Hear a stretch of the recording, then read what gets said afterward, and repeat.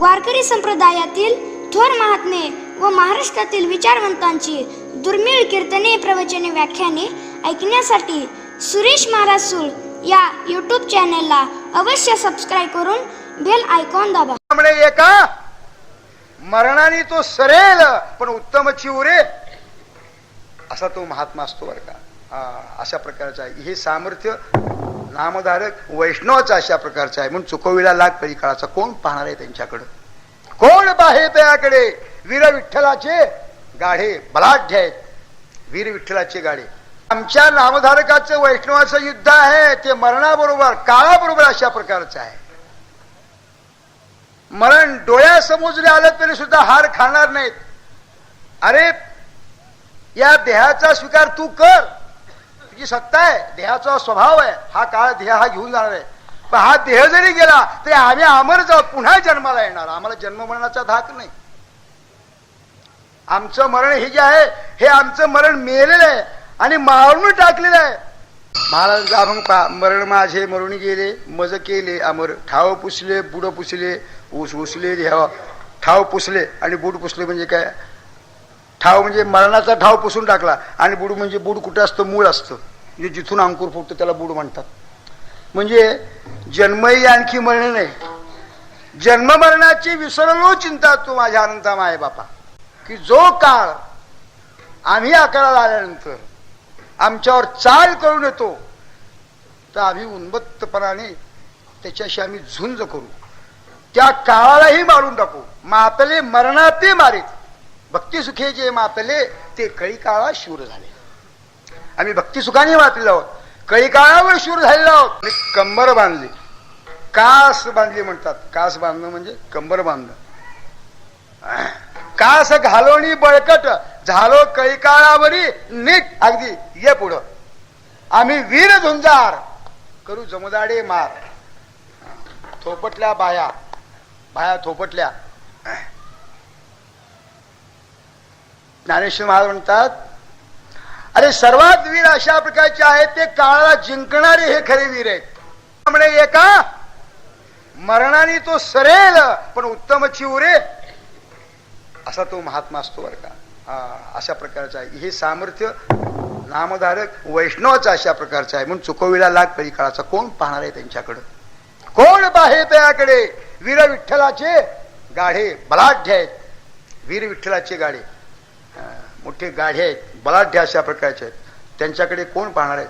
अहो असं आहे ज्याच्या ठिकाणी इतकी समृद्धी आहे, भक्तीची समृद्धी, ज्ञानाची समृद्धी, वैराग्याची समृद्धी, हा खरा परमार्थाचा परिपाक आहे बरं का. हे लक्षात ठेवा.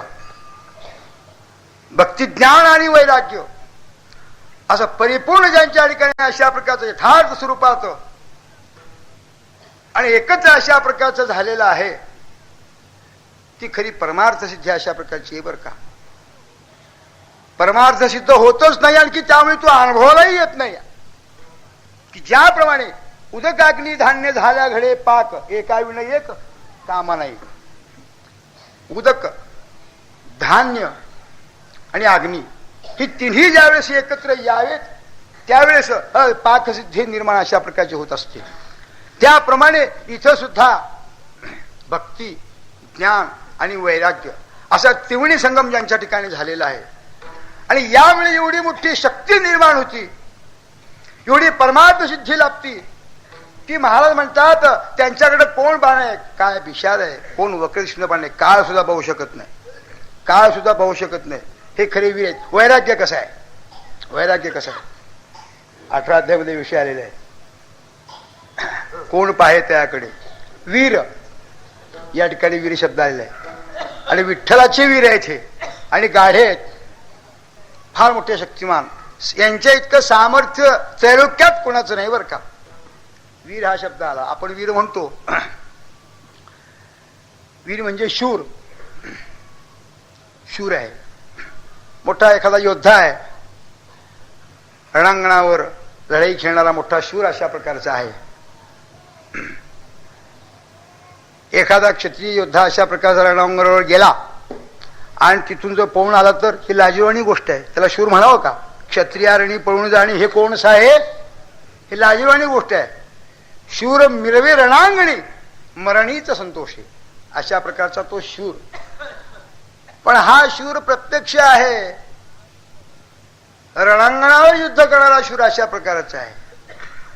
पण आमच्या नामधारकाचं वैष्णवाचं युद्ध आहे ते मरणाबरोबर, काळाबरोबर अशा प्रकारचं आहे. मरण डोळ्यासमोर जरी आलं तरी सुद्धा हार खाणार नाहीत. अरे या देहाचा स्वीकार तू कर, तुझी सत्ता आहे, देहाचा स्वभाव आहे, हा काळ देह हा घेऊन जाणार आहे. पण हा देह जरी गेला तरी आम्ही अमर जाऊ, पुन्हा जन्माला येणार. आम्हाला जन्म मरणाचा धाक नाही.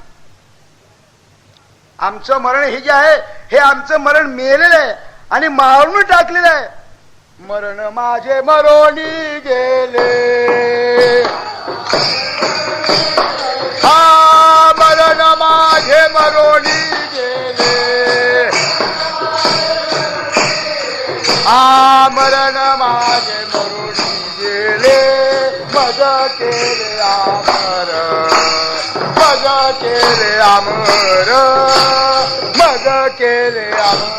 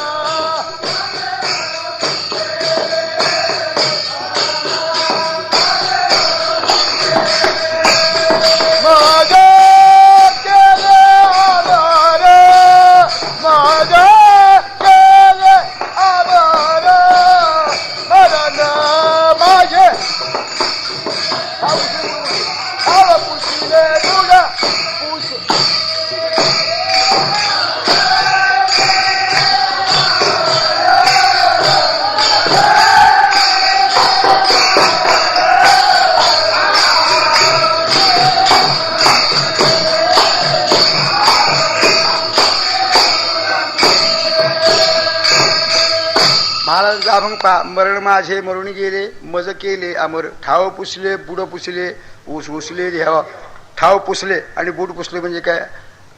ठाव म्हणजे मरणाचा ठाव पुसून टाकला आणि बुड म्हणजे बुड कुठे असतं? मूळ असतं, म्हणजे जिथून अंकुर फुटतं त्याला बुड म्हणतात. म्हणजे जन्मही आणखी मरण नाही. जन्म मरणाची विसरलो चिंता तू माझ्या अनंता माय बापा. महाराज म्हणतात मरण तर नाहीच नाही. आता एक प्रसंग सांगतो. तुकोबारायांच्या जीवनातील चरित्रातला एक भाग आहे असा हा. मरण मरून गेलं, मातले मरणाते मारीत, अशा प्रकारचे हे मातले वैष्णव. मातले म्हणजे माजले असं नाही. माणसं उन्मत्त होतात, तो दांभिकपणा वेगळा. पण आम्ही उन्मत्त झालो की जो काळ आम्ही आकाराला आल्यानंतर आमच्यावर चाल करून येतो तर आम्ही उन्मत्तपणाने त्याच्याशी आम्ही झुंज करू, त्या काळालाही मारून टाकू. मातले मरणाते मारीत, भक्तिसुखे जे मातले ते कळी काळा शूर झाले. आम्ही भक्तिसुखाने मातलेलो आहोत, कळी काळावर शूर झालेलो आहोत. कळी काळावर घातली कास,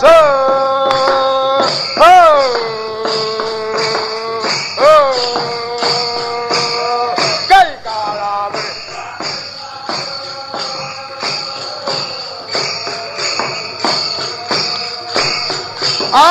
कळी काळावर घातली कास.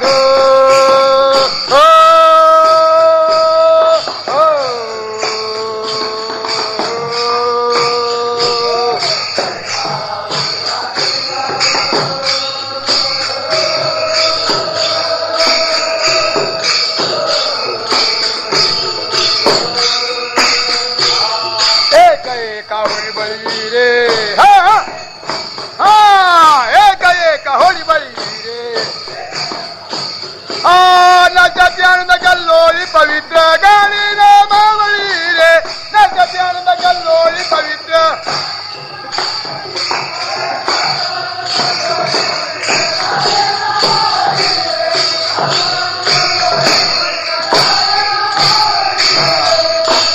आणि कंबर बांधली कास बांधली म्हणतात. कास बांधणं म्हणजे कंबर बांधणं. कास घालोनी बळकट झालो कैकाळावरी नीट. अगदी ये पुढं.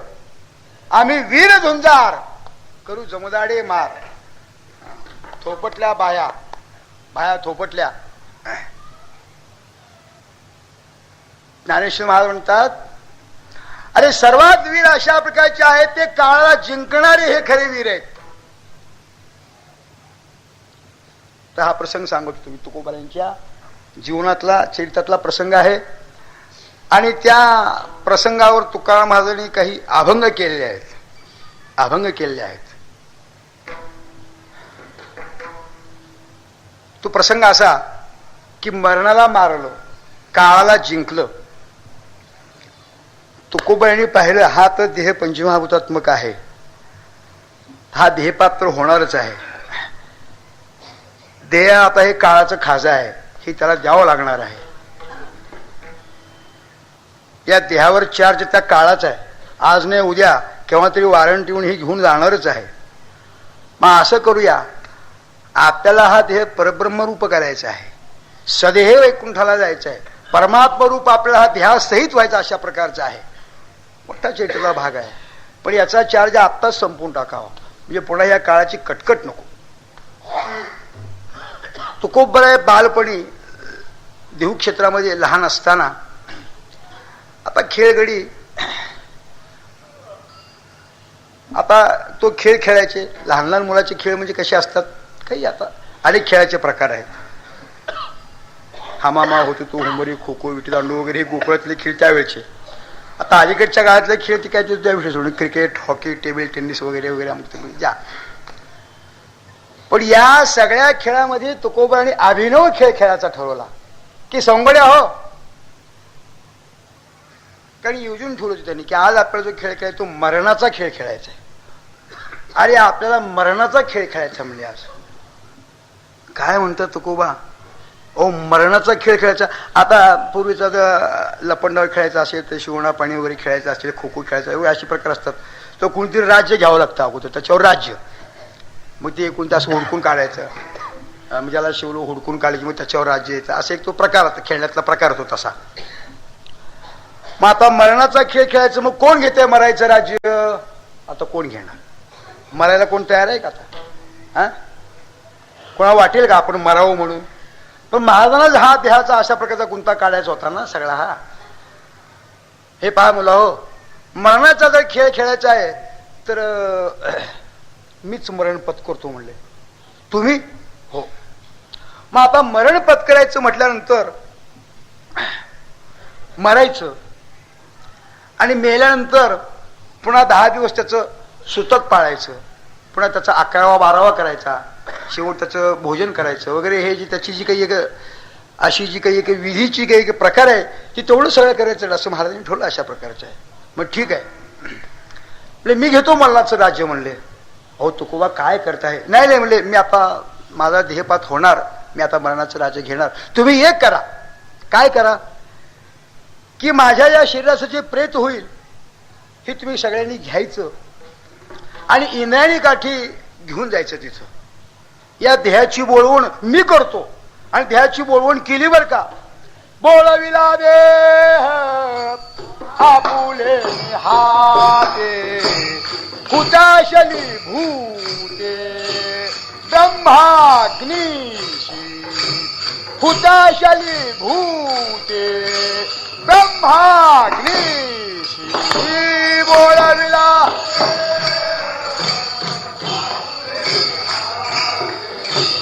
हुताशली भूते ब्रह्माग्निशी.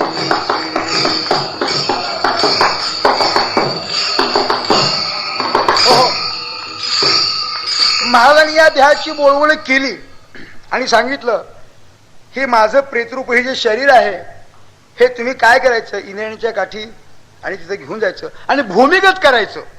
महाराज काय म्हणतात? मी म्हणतो ते बरोबर आहे. मला हा देहाचा जो चार्ज म्हणजे याची जी सत्ता आहे त्या काळाची सत्ता काढून टाकायची आणि हा जो देह आहे तो त्याला एकदा देऊन टाकायचा म्हणले. आणि त्या प्रसंगामध्ये महाराजांनी वर्णन केलेलं आहे. हाती घेऊन या काठी तुका लागला कलिवला. माणसं जिथं स्मशानात जाळतात त्या ठिकाणी आपला देह घेऊन जायला सांगितला आणि हातामध्ये काठी घेतली. हा आणि त्या काळाला सांगितलं ये पुढं बघतो कस काय तुझं ते. हा आता काय करणार तो काळ काय साधा आहे काय. ओ त्यांच्या घरी चाकर होता तो काळ गुलाम सलाम करी तुकया घरी राबतो. त्याच्या घरी राबत होता. महाराज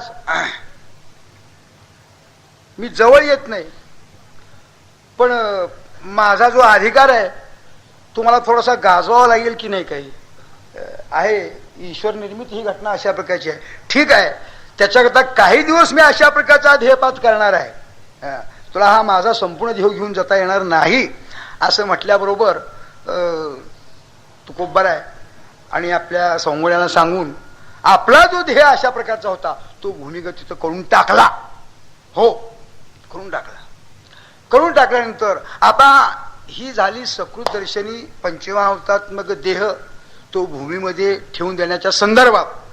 पण देहाचा चार्ज म्हणजे देहाचं जे मरण चुकवलं किंवा देहपात जो केला तो कोणत्या पद्धतीने केला असेल तो तुकोबर एका अभंगात पुन्हा वर्णन करतात. आणि माझं मरण ज्यावेळेस मी डोळ्यानं पाहतो त्यावेळेस काय त्या सोहळ्याचं वर्णन करावं. पुढे मरण पाहिले गा डोळा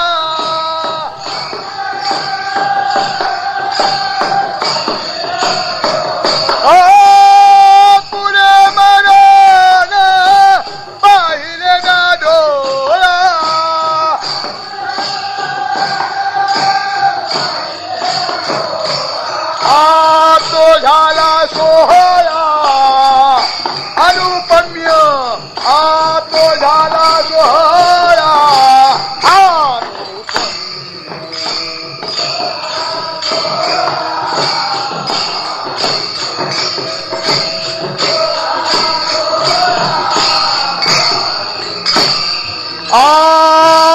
पुणे मरण पाहिले गाजोळा तो झाला सोहळा अनुपम्य.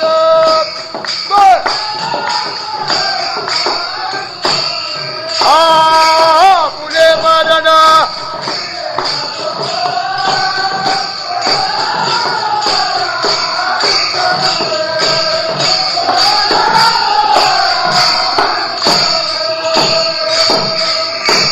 आता भूमिगत देह केला करायला सांगितला पण जिथं माणसं जातात त्या स्मशानामध्ये हा देह आणून टाकल्यानंतर मग ते अग्निसंस्कार सगळे व्हायला पाहिजेत का नको. आणि अग्निसंस्कार झाल्यानंतर देहाची रक्षा व्हायला पाहिजे का नको. हा हे सगळ्या गोष्टी आणि करवल्या बरं का महाराजांनी त्या. पण ते कशा पद्धतीने केल्यात पहा ना. महाराजांचं वर्णन कसं आहे पहा की आपुले मरण पाहिले म्या डोळा तो झाला सोहळा अनुपम्य. वैराग्याच्या शेणी लाविल्या शरीरा ज्ञानाग्नी लागला ब्रह्मत्वेशी. दिली कुळात दिली तिळांजली कुळनाम रूपासी देह ज्याचा त्याची समर्पिला. तुका म्हणे रक्षा झाली आपोआप उजळीला दीप गुरुकृपा विठ्ठल विठ्ठल.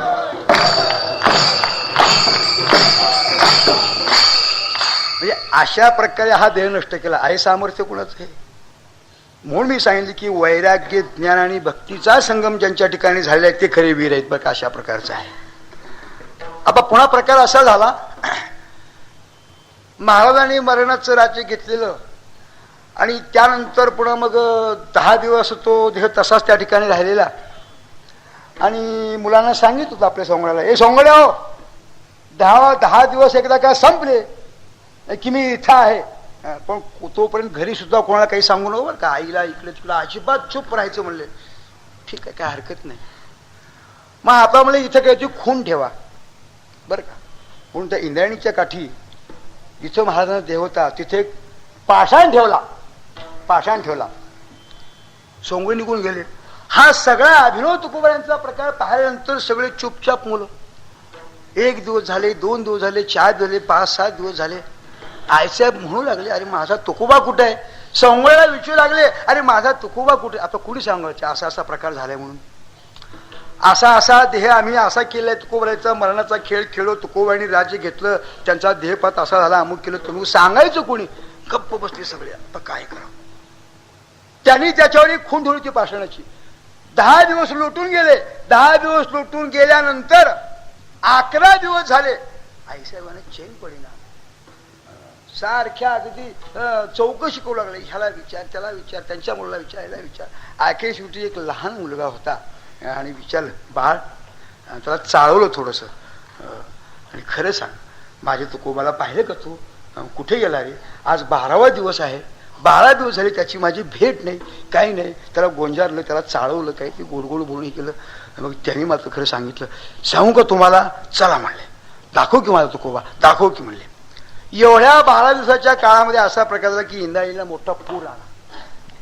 इंद्रायणीला पूर आल्यानंतर त्या जागेवर चिखल झाला आणि त्या चिखलामध्ये धोंडा जो होता तोही इकडं तिकडं तुकडं अशा प्रकारचा निघून गेला. मी त्या जागेची खूण होती तीही नष्ट होऊन गेली. तो लहान मुलगा तुकोबाला घेऊन त्या ठिकाणी आला. आल्यानंतर आपलं आईसाहेबांना घेऊन आला आणि इंद्रायणीच्या काठी ती झाडाची खूण तिने पाहिलं. आई म्हणजे या इंद्रायणीच्या काठी इथंच कुठेतरी तुकोबाला आम्ही इथं खाली ठेवलं होतं. खाली ठेवलं होतं? अरे कुठं ठेवलं होतं? या भूमीमध्ये. काय आता ते मातृहृदय तुकोबा हे तुकया म्हणून हंबरनं फोडला. अरे काय बाळ हे, कुठे गेला तू, काय प्रकार आहे? असं पाहिल्याबरोबर तो मुलगाही आकंत करायला लागला. हे काय प्रकार झाला, मी काय सांगितलं? आईसाहेब पाहू लागल्या. मग आता असा आक्रोश तुकोबाने ऐकल्याबरोबर तुकोबाने पाहिलं, संपले म्हणले. देहाचे हे जे 10 दिवस होते, मृत्यूचे जे 10 दिवस सुतकाचे पाळायचे होते ते संपले. फिटले सुतक जन्म मरणाचे, मी माझ्या संकोचे हरपलो. बस मी आता माझ्या संकोचापासून दूर झालेलो आहे. आता या जन्ममरणाचं 10 दिवस सुतक फिटलेलं आहे. 11वा दिवस संपलेला आहे. 11 दिवस जागरण करीत तुकोबा निश्चित भूमीमध्ये पडल्यानंतर हाक वाली, तुकया ये रे बाबा, मला एकदा भेट. भेट म्हटल्या बरोबर आई मी आलो. आल्याबरोबर त्यावेळेस तुकोबांचे उद्गार आहेत. एकादश विध जागरण उपवास, एकादश विध जागरण उपवास, 12वा दिवस भोजनाचा.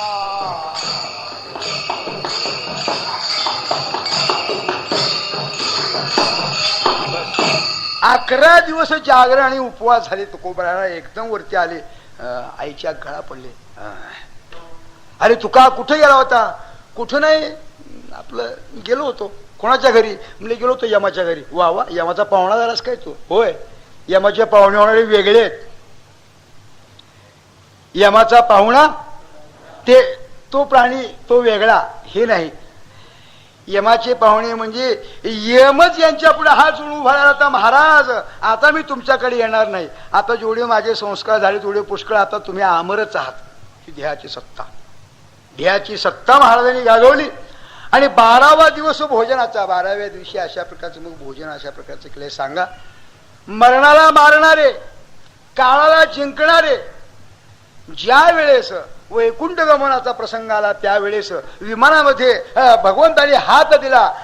महाराज या या म्हटल्याबरोबर आता तो जायचं वरती. कसं आता हात पोचे ना. मग तो आपला चोरून आणि एका बाजूला अशा प्रकारचा उभा राहतो. तो गुलाम, काळ गुलाम सलाम करी. तो होता तिकडं. अरे इकडे ये. जी महाराज. काय? वाघ खाली. जगाला काळ खाणारा तुकोबा म्हणतात. जगा काळ खाय आम्ही. ज्ञानोबा हेच म्हणतात, हरीची विद्यावंत झालो रे आम्ही, पंढरपुराशी येऊन राहिलोले, कळी काळाच्या माथा पाय देऊन वैकुंठ भुवनासी गेलो रे. हे यांचं सामर्थ्य. मग खरे हे वीर बर का, जे काळ जिंकतात. मरण आत्मसात नव्हे, मरण नाहीच हो, मरण नाहीच यांना. हे मरण हे देहाकरता अशा प्रकारचे, खरे ते अमरच अशा प्रकारचे असतात, अमरच आहेत. आणखी वीर कोणाला म्हणायचं? आणखी वीर कोणाला म्हणायचं? ज्याने संसार जिंकला तो खरा वीर. आता पुष्कळशी प्रकार आहे त्याच्यामध्ये. जिंकावा संसार ते येणे नावे शूर, तरी तो शूर अशा प्रकारचा आहे, तो खरा शूर.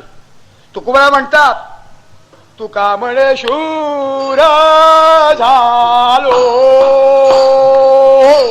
बाहेर आलो संसार.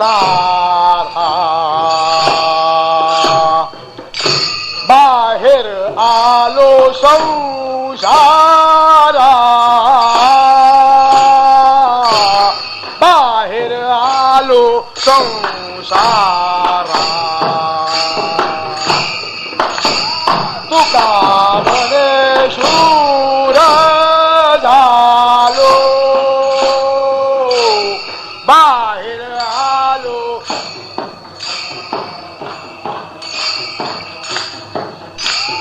बाहेर आलो संसारा बाहेर आलो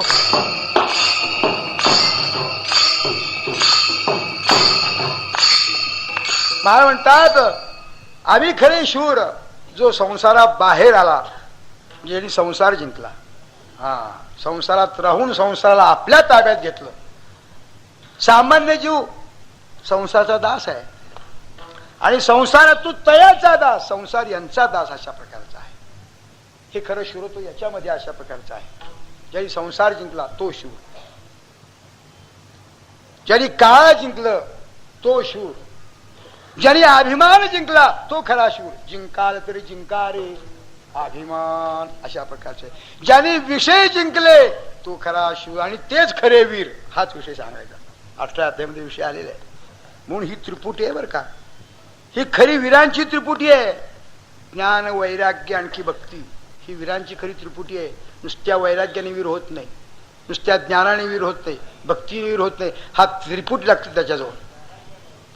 ज्ञानेश्वर महाराज किती मोठे गोड दृष्टांत देतात. सहज लक्षात घेण्यासारखे मी सविस्तर सांगत नाही. पण वीराचं लक्षण ज्यावेळेस सांगतात तो खरा वीर असा आहे बरं का. अर्जुना लक्षात ठेव. सारसा ही बिघडता ओहावडी वत्स काढिता नातळी भडंग जवडिता भाणिया वरुणी कामाये पुढोणी बालक काळे नेताई कुलता एक होय का उदक तुटत मिना तैसे विषयाचे घर इंद्रिया सांडिता थोर विगांत होय ते वीर विराग साहती विठ्ठल विठ्ठल.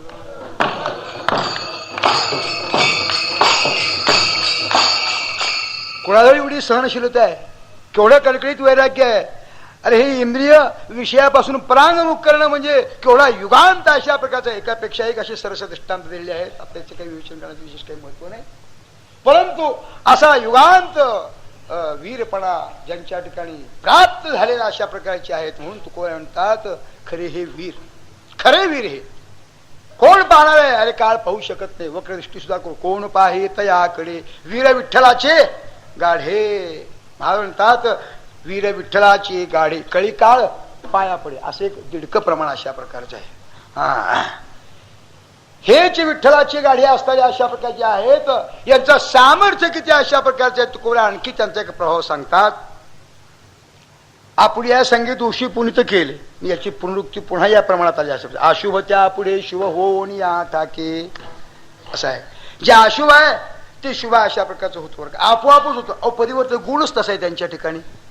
तर ज्ञानेश्वर महाराजांचं चरित्र पहा, तुकोबारांचं पहा, नामदेवांचं पहा, सगळ्यांचं पहा अशा प्रकारचं आहे. ज्ञानेश्वर महाराजांच्या पुढे तो नाही का प्रसंग निर्माण झाला होता. तो राजाचा मुलगा म्हणून ती स्त्रीच होती. पण तो पोशाख पाहिल्याबरोबर पुत्रा आशीर्वाद दिल्याबरोबर स्त्रीचा तो केला पुरुष उभा. की जो असमर्थ असलेला, मतिमंद असलेला, ज्याच्या ठिकाणी इतकं जनत्व असलेलं, परंतु त्याच्या ठिकाणी एवढी पवित्र वाणी निर्माण केली की त्याच्या मुखातून वेद बोलविला. रेड्या मुखे वेद बोलविला गर्व तुझ्याचा हरविला शक्तिरूपी प्रगटला ज्ञानोबा माझा.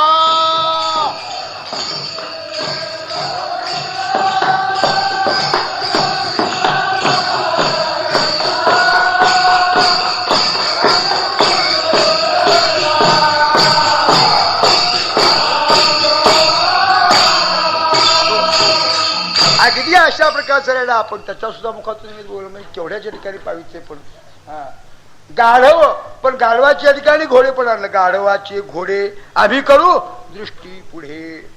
परिवर्तन केलं, परिवर्तन झालं त्याच्यामध्ये. मला हे सांगायचं अशुभ त्या पुढे शुभ होऊ. जे अशुभ आहे ते शुभ आपोआपच होतं. हा त्यांच्या संगतीचा गुण आहे. हा त्यांच्यामध्ये असलेला असा जो गुण आहे की त्याप्रमाणे असा आहे. लोखंडाची काय किंमत आहे हो? पण त्याला परिसाचा स्पर्श झाल्याबरोबर आपल्या महिमाने धातू परिस सामान्य तो होतो, पण परिसामुळे त्याला विशेषत्व आपोआपच प्राप्त झाले, त्याचं सोनच झालं. गावाच्या पाठीमागचा ओहोळ असलेला ते ड्रेनेजचे पाणी, घाण पाणी, गावामागील ओहोळ, पण ते गंगेला जाऊन मिळालं, पण गंगा म्हणते का असलं घाण पाणी माझ्यातून मिसळले? पण नाही आहे, तिचा धर्मच आहे. माझ्या जी येतील त्याला मिसळून घेणं आणि ती समुद्राला नेऊन पोचतं करणं, अशा प्रकारे. तसंच संत महात्मेच्या सामान्याला आपल्याजवळ घेतात आणि देवाशी एक रूप करतात.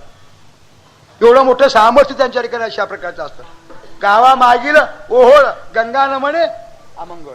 बरं, आणखी तिसरा दिवसा तुका म्हणे माती केली कस्तुरी सरती. मातीची काय किंमत आहे? माती एका कुंभाराच्या घरी आणि रात्री आणि सहज आपले वाटसू मुक्कामाला आले. मग मोठा सडकेचा केळा वाढा होता, थोडक्यात सांगतो. राहिले कुंभाराने सांगितलं, राहा म्हणलं, हे माझं कुंभाराचं घर आहे, हे सगळे मातीचे ढिगारे आहेत, आम्हाला रात्रभर आश्रय द्या, आम्ही व्यापारी आहोत आणि पुढे जाणार आहे. म्हणले ठीक आहे. आता कुंभाराच्या घरी आता सगळं मातीचाच व्यापार, दुसरं काय असणार? गाडगी मडकी रांजण डेरे काय जे असेल ते सगळे. कोणाला लागली तर माती घेऊन जा बाबा, गाडीवर माती पाहिजे, काय काय तुला द्यायची ते त्यावेळेचा काळ काय नाही. आता मातीला सुद्धा किंमत आहे. मुंबईला सुद्धा माती घेतलं किलोला सुद्धा पैसे द्यावे लागतात. मुठभर माती सुद्धा मिळत सुद्धा नाही, राख सुद्धा मिळत नाही. अवघड गोष्ट अशा प्रकारची. तात्पर्य काय आहे? पण काहीच कोणी आपण त्याला मोल द्यायचा आणि तो माती घेऊन जायचा, एखादं गिऱ्हाईक वगैरे अशा प्रकारचं. पण हे जे व्यापारी आले होते ते कस्तुरीचे व्यापारी होते. याने आपला माल तिथं ठेवलेला, रात्रभर राहिलेला.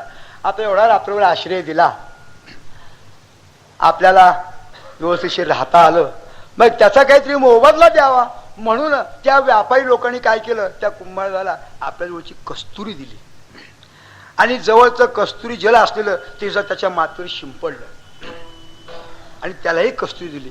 हे पहा, ही कस्तुरी जी आहे ना, तुझ्या मातीला लावत जा. इतका श्वास त्या मातीला येईल की आज मातीमुळे या मातीची जी किंमत अशा प्रकारची आहे, तिला फार किंमत येईल आणि लोक हा सुगंध पाहिल्याबरोबर अधिक माती घेऊन जातील, अशा प्रकारचं आहे. ते निघून गेले. निघून गेल्यानंतर काही गिऱ्हाईक पण सकाळी आलं त्याच्याकडं आणि म्हणू लागले, कुंभार दादा आम्हाला माती पाहिजे. माती आहे पण आता पहिल्या किमतीत नाही म्हणले. का? तुम्ही पहा म्हणले, काय वास आहे म्हणले, हो काय सुगंध आहे, वा वा. अहो जर ही माती जर तुमच्या भिंतीला सारवली किंवा सिमेंट पेंट म्हणतात त्याला, अशा प्रकारची जर माती अशा प्रकारची तुम्ही लावली तर सगळ्या गल्ली सगळ्या गावाची घमघमाट घुमघुमाट घुमघुमाट अशा प्रकारचा होईल. मला सांगायचं काय आहे, त्या मातीला फुका कोणी विचारत नव्हतं. तुका म्हणे माती कोण पुसे फुका, कस्तुरीच्या तुका समागमे. अशा प्रकारचं तात्पर्य काय आहे की आपलं सर्वांगीणपण देण्याचं सामर्थ्य ज्या संतांमध्ये आहे. आपण शेवटचा दृष्टांत सांगायचा, सर्वांगीणपण सामर्थ्य ज्यांच्यामध्ये देण्याचं आहे असे चंदनासारखे असणारे संत आहेत. तुका म्हणे गुण चंदनाचे बोला.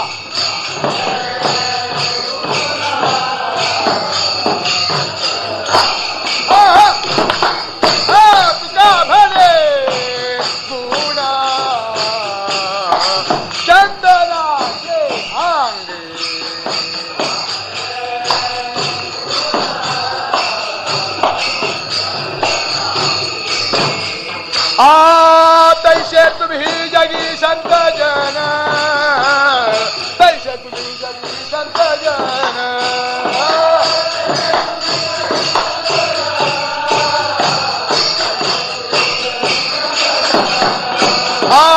तैसे तुम्ही जगी संत जन.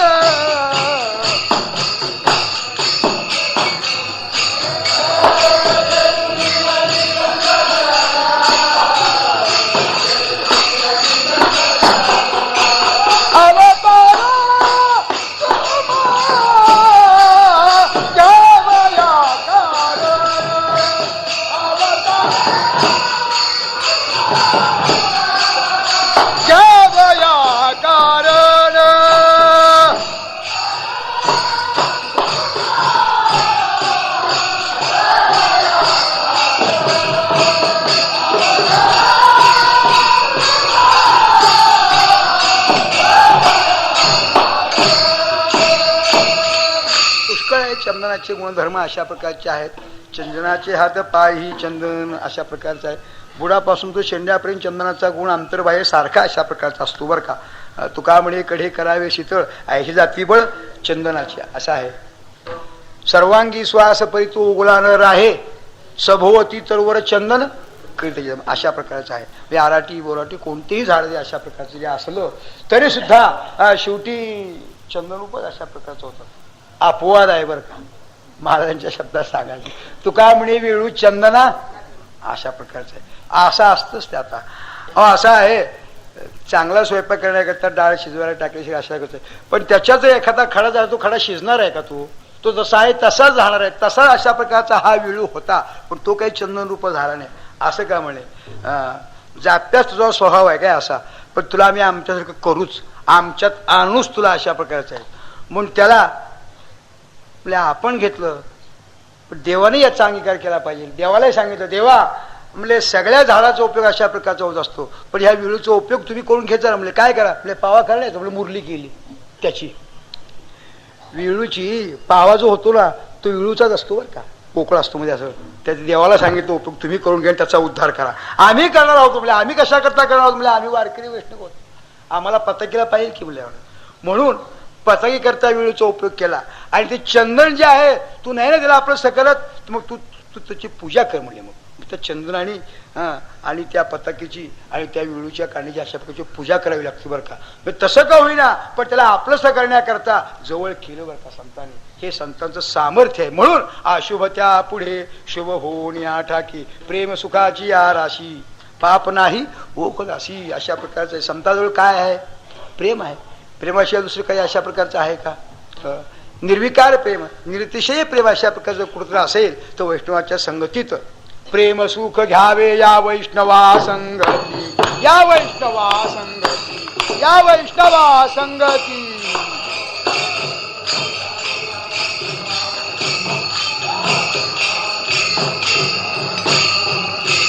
नलगे जाणावे नेणावे नलगे जाणावे नेणावे आनंदे नाचावे आनंदे नाचावे प्रेम सुख घ्यावे या वैष्णवा.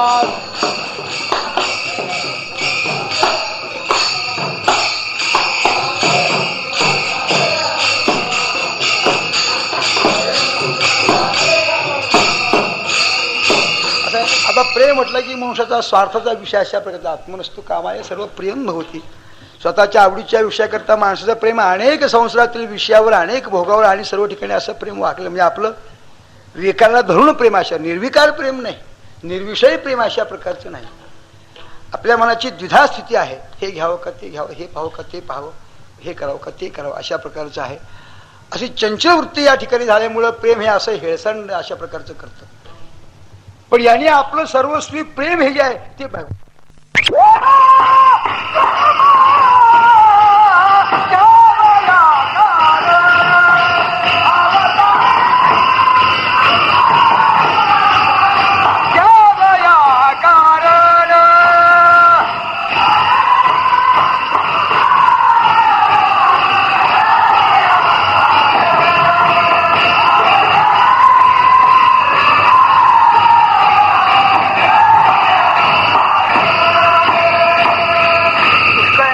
गुणधर्म अशा प्रकारचे आहेत. चंदनाचे हात पाय ही चंदन अशा प्रकारचा आहे. बुडापासून तो शेंड्यापर्यंत चंदनाचा गुण अंतर्बाह्य सारखा अशा प्रकारचा असतो बरं का. तुका म्हणे कढे करावे शीतळ ऐशी जाती बळ चंदनाची असं आहे. सर्वांगी श्वास परितो उगला न राहे सभोवती तळवर चंदन कीर्तन अशा प्रकारचं आहे. म्हणजे आराटी बोराटी कोणतेही झाड जे अशा प्रकारचे जे असलं तरी सुद्धा शेवटी चंदनरूपच अशा प्रकारचं होतं. अपवाद आहे बरं का महाराजांच्या शब्दात सांगायचं. तुका म्हणे वेळू चंदना अशा प्रकारचं आहे. असं असतंच ते. आता असं आहे चांगला स्वयंपाक करण्याकरता डाळ शिजवायला टाकल्याशिवाय अशा करतोय पण त्याच्यात एखादा खडा झाला तो खडा शिजणार आहे का? तो जसा आहे तसाच राहणार आहे. तसा अशा प्रकारचा हा विळू होता पण तो काही चंदन रूप झाला नाही. असं का म्हणे जात्याच तुझा स्वभाव आहे काय असा पण तुला आम्ही आमच्यासारखं करूच आमच्यात आणूच तुला अशा प्रकारचं आहे. म्हणून त्याला म्हणजे आपण घेतलं, पण देवाने याचा अंगीकार केला पाहिजे. देवालाही सांगितलं, देवा म्हणजे सगळ्या झाडाचा उपयोग अशा प्रकारचा होत असतो, पण ह्या विळूचा उपयोग तुम्ही करून घेता. म्हणजे काय करा, म्हणजे पावा करण्याचं म्हणजे मुरली केली त्याची. विळूची पावा जो होतो ना तो विळूचाच असतो बरं का, पोकळ असतो. म्हणजे असं त्याच्या देवाला सांगितलं उपयोग तुम्ही करून घ्या, त्याचा उद्धार करा. आम्ही करणार आहोत म्हणजे आम्ही कशा करता करणार आहोत म्हणजे आम्ही वारकरी वैष्णव आहोत, आम्हाला पताकीला पाहिजे की म्हणल्यावर. म्हणून पताकी करता वेळेचा उपयोग केला. आणि ते चंदन जे आहे तू नाही ना त्याला आपलं सकलत, मग तू त्याची पूजा कर म्हणजे. मग त्या चंदनाने आणि त्या पताकीची आणि त्या विळूच्या कांडीची अशा प्रकारची पूजा करावी लागते बरं का. तसं का होईना पण त्याला आपलंसं करण्याकरता जवळ केलं बरं का संतांनी. हे संतांचं सामर्थ्य आहे. म्हणून अशुभत्या पुढे शुभ होऊन या ठाकी प्रेम सुखाची या राशी पाप नाही ओकदासी. अशा प्रकारचं संतांजवळ काय आहे, प्रेम आहे. प्रेमाशिवाय दुसरं काही अशा प्रकारचं आहे का. निर्विकार प्रेम, निरतिशय प्रेम अशा प्रकारचं कृत्र असेल तर वैष्णवाच्या संगतीत प्रेम सुख घ्यावे या वैष्णवा संगती, या वैष्णवा संगती, या वैष्णवा संगती.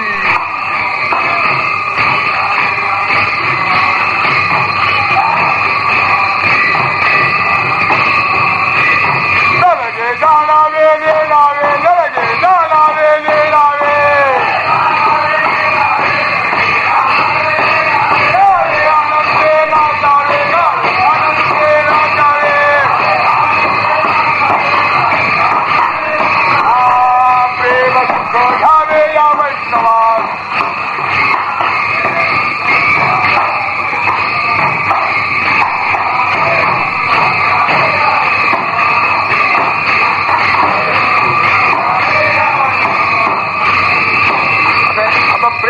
मोक्षाचा स्वार्थाचा विषय अशा प्रकारचा आत्मनस्तू कामाय सर्व प्रेम होती.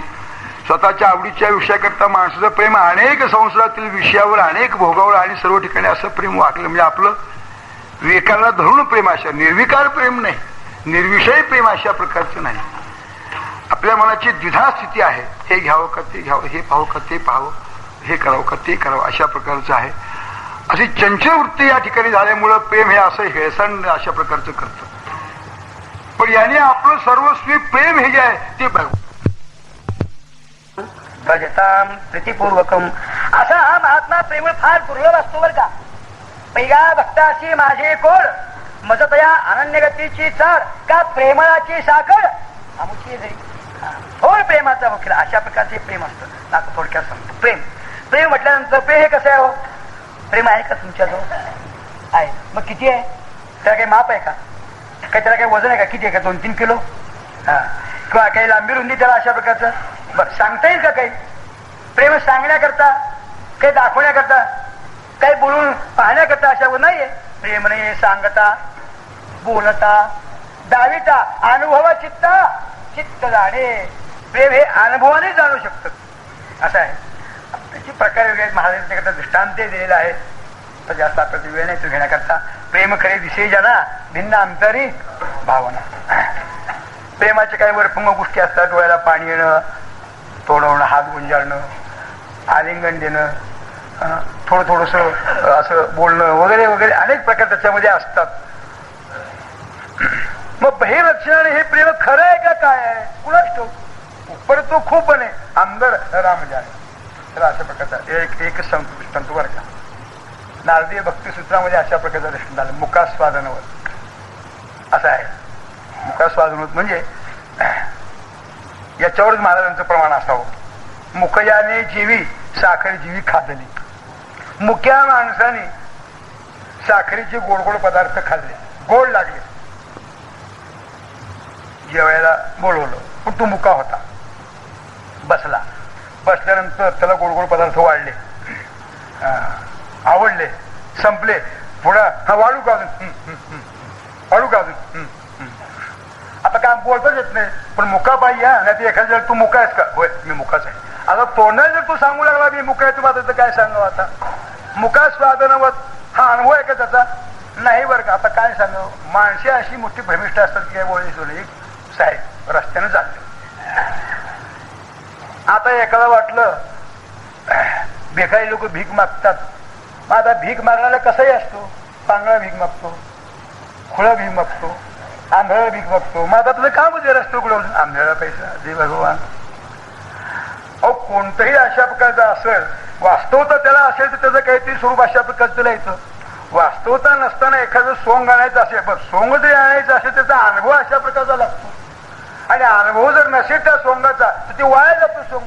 तुका म्हणे सोंग वाया कारण या अनुभव असं विश्वाचे प्रकार आहेत. पण ह्याला असं वाटलं की आपण आता काही ते मिळकत साधन करावं म्हणून काय आपल्याला आपण मुका व्हावं म्हणतात. पण मुका असतो तरी कसा हे तरी काही कळावं की नाही स्वतःला काही अशा प्रकारचं नाही आहे. आपले फाटके तुटके कपडे वगैरे अशा प्रकारचे घालून बसता सडकीच्या कडाला घेतल्या हात एक थाळी आणि लागला बोला मुख्याला पैसा दे भगवान, मुख्याला पैसा दे भगवान. हातात ताळी होईल. एक साहेब आले गेले, तिने पाहिलं थाळी, मुख्याला पैसा दे भगवान. अरे दया आली, मुख्या प्राण्यावर दया करून दया आली. मुका आहे म्हणल्या याला द्या म्हणले. त्याने खिशातनं पैसे काढले आणि त्याच्या थाळीत टाकले. घे बाबा तू मुका आहेस म्हणला. साहेब पुढे गेले, पण हा मुका आहे म्हणतो. पुढं परत आले. बा तर केव्हापासून मुका? म्हणजे लहानपणापासून मी मुकाच आहे म्हणला. आता सांगा, लहानपणापासून मी मुका आहे असं सांगतो आणि हातात थाळी मी म्हणतो मी मुका आहे. मुख्याला पैसा दे भगवान. असा मी स्वतःला मुका आहे म्हणून सांगणारा जो आहे तो लोकांना पटेल का? माझं प्रेम तुमच्यावर आहे हे सांगण्यात तुम्ही पटतं का? पटलं तरी सुद्धा अनुभव चित्त झाले. अनुभवानीच अशा प्रकारची खात्री असते. अनुभव हीच खात्री अशा प्रकारचं आहे. तसं संत सुद्धा प्रेम आहे, प्रेमळ आहे, पण निर्विकार निर्विशेष अशा असं आहे. प्रेम हे सांगून बोलून दाखवून कळत नाही. तुकोबा म्हणतात प्रत्यक्ष प्रेमाची मूर्ती म्हणजे संत महात्मे आहे. तर काय नांदुऱ्यांचं प्रेम, ज्ञानेश्वरांचं प्रेम, अशा प्रकारे असणारे जे प्रेम आहे हे प्रेमसुख संताशिवाय कुठेही प्राप्त होणार नाही बरं का. बाकीच्यांचं प्रेम सगळं संसारात गुंतलेलं आहे. फक्त संसारा वाचून भगवंतावर प्रेम अशा प्रकारचं ज्यांचं आहे, अशा प्रकारचे असणारे विषय तो त्यांचा झाला नाही. अशा प्रकारचे संत महात्मे असतात. म्हणून म्हणतात की प्रेम सुख त्या ठिकाणी आहे. पाप नाही ओखदाशी, राशीच्या राशी आहे. पाप सुद्धा अशा प्रकारचे कसं राहील पाप? हा असं आहे.